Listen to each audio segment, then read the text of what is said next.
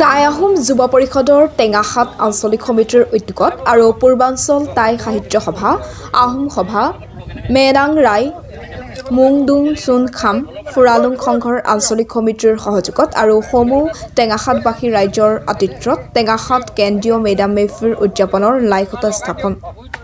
টেঙাখাত কেন্দ্ৰীয় চেংৰেন লাঙি গদাপানী ক্ষেত্ৰৰ দামচাও হৰিনাৰায়ণ গগৈ সৰণী মঞ্চত 31 জানুৱাৰীৰ দিনা আয়োজন কৰা মেডাম মেফিৰ উদযাপনৰ অনুষ্ঠানত উদ্যোক্তা সমিতিয়ে সকলো শুভাকাংক্ষী সদাশয় ৰাইজৰ উপস্থিতি কামনা কৰিছে।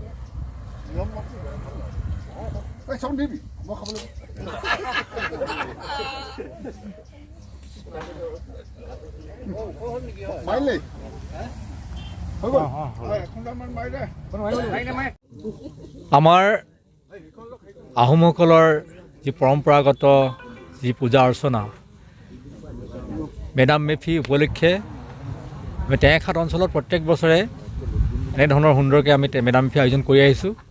এইবাৰো আমি টেঙাখাত কেন্দ্ৰীয় মেডাম মেফিখন অত্যন্ত সুন্দৰভাৱে এই আমাৰ লাঙি গলাপানী ক্ষেত্ৰত আয়োজন কৰিবৰ কাৰণে আমি আগবাঢ়িছোঁ।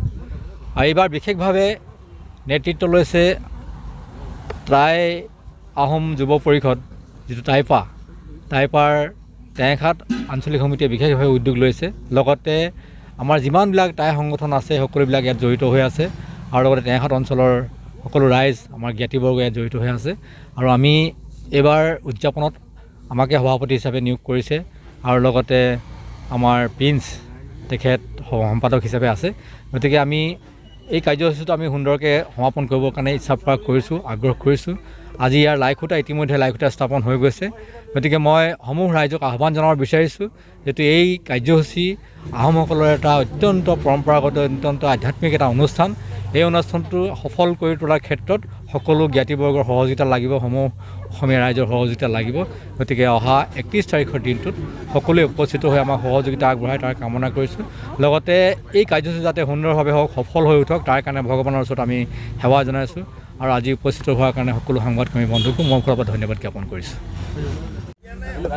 চাওক, আমাৰ টেঙাখাতৰ সকলো ৰাইজৰ সহযোগত তথা টাইপাৰ উদ্যোগত জ্ঞাতি কুটুমৰ সকলোৰে সহযোগত আমি বিগত বৰ্ষও বহুত সুন্দৰকৈ মেডাম মেফি আয়োজন কৰি আহিছোঁ আৰু এইবাৰো আশা কৰিছোঁ সকলোৰে সহযোগিতাৰে আমি আগবাঢ়ি যাবলৈ আশা কৰিছোঁ আৰু সফলভাৱে ৰূপায়ণ কৰিব পাৰিম বুলি আপোনালোকৰ সকলোৰে সহযোগিতা আশাবাদী টেঙাখাতৰ ৰাইজৰ সহযোগিতাত।